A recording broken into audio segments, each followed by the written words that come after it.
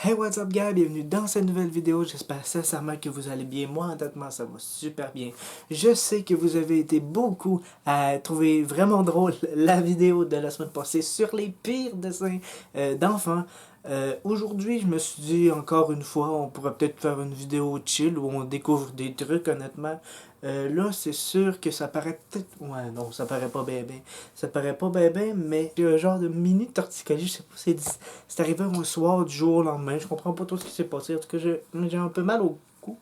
Fait que ça se peut des fois que vous voyez que j'ai un peu de misère honnêtement, mais c'est bien correct, c'est pas grave, ça va sûrement passer à un moment donné en tout cas. Point culminant avant de commencer cette vidéo là, je vous en parlerai pas beaucoup en début de vidéo, je vais plus m'en parler à la fin de vidéo, fait que restez jusqu'à la fin, c'est important. Cette vidéo là est propulsée, l'organisme s'appelle Iris Estrie.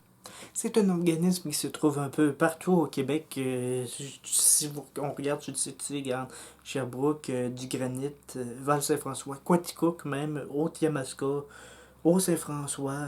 C'est un organisme qui aide beaucoup en ce qui concerne les préventions pour le VIH, le sida dans le fond.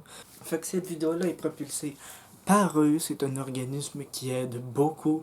Je vais vous en parler plus à la fin de vidéo, pour vous dire comment ça m'a touché puis comment j'ai connu cet organisme. Sans plus tarder, guys, je lance la vidéo maintenant.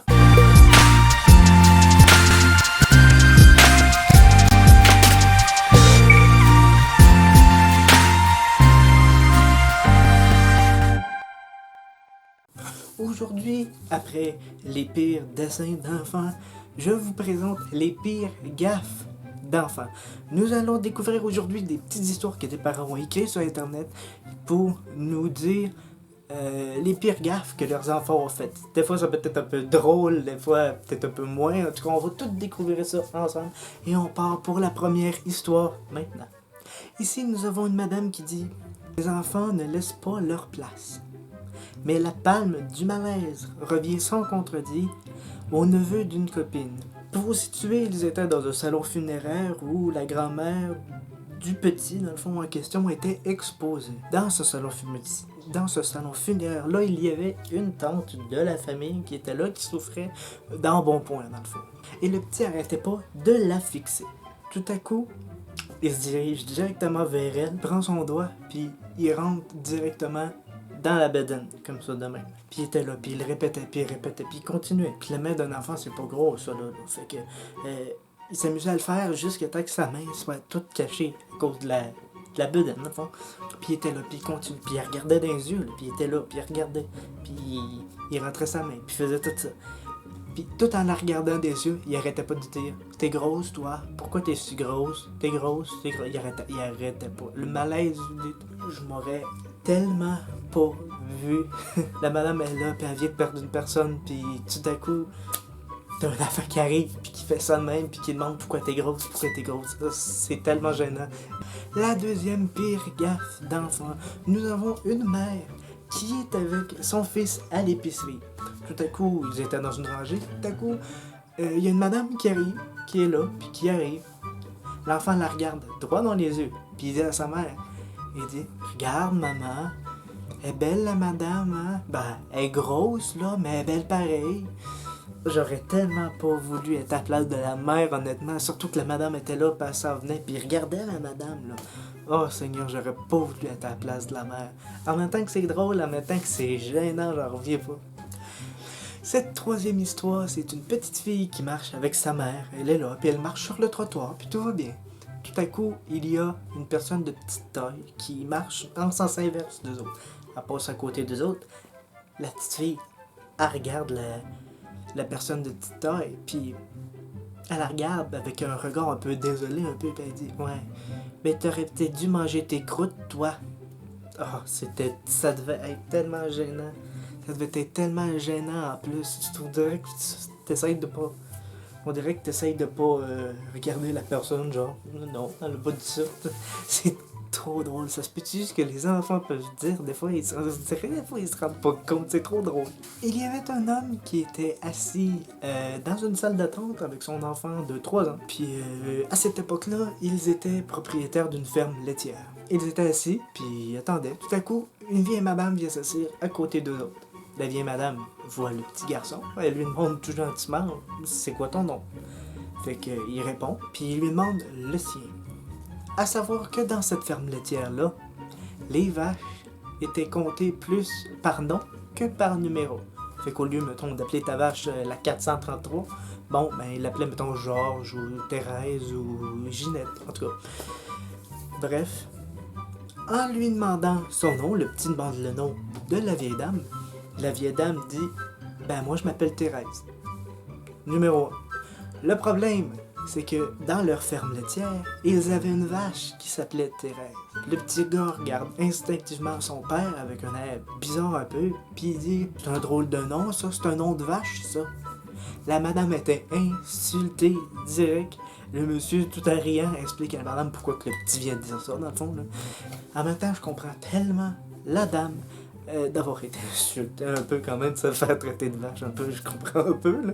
En même temps, je comprends pourquoi que le petit a dit ça, mais des fois, c'est comme tu te rends pas compte. C'est trop drôle comment que les enfants peuvent réagir, c'est trop drôle. Et voici, c'est ce qui met fin à cette vidéo-là. Peut-être c'est une vidéo un peu plus courte que les autres, un peu, mais c'est un genre de petit test que je voulais faire, voici si vous avez aimé ça. Si vous voulez un épisode 2, vous pouvez me l'écrire en commentaire, honnêtement. J'ai un nouveau concept aussi qui traîne dans mon esprit, je vais sûrement faire une vidéo dessus. Bientôt, en tout cas, restez à l'affût parce que ça s'en vient peut-être bientôt, honnêtement. Maintenant, nous allons parler plus en profondeur de ce que j'ai parlé en début de vidéo. Iris Estrie. Iris Estrie est un organisme sans but lucratif qui offre des services que je trouve quand même essentiels. Je vous en avais parlé en début de vidéo. Ils offrent des ateliers pour les personnes qui peuvent avoir le VIH pour apprendre comment vivre quand même une vie en santé quand même avec cette maladie-là. Ils offrent de même des soins de dépistage pour voir si vous avez le VIH.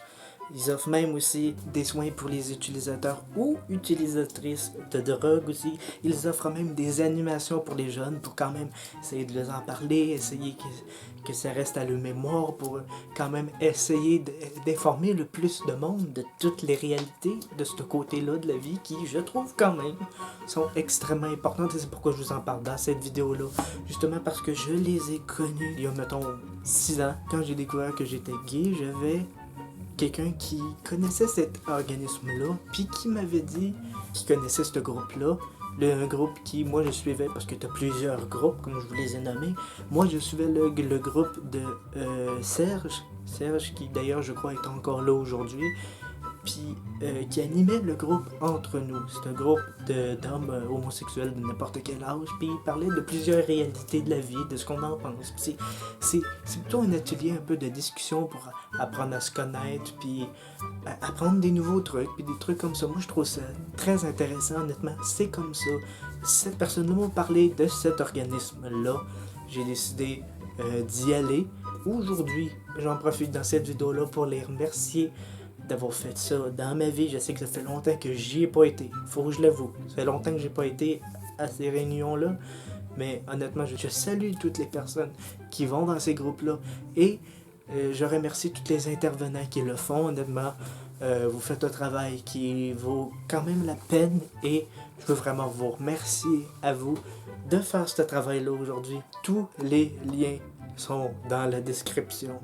Que ce soit le numéro de téléphone, le site internet ou toute autre chose de cet organisme-là vont être dans la description.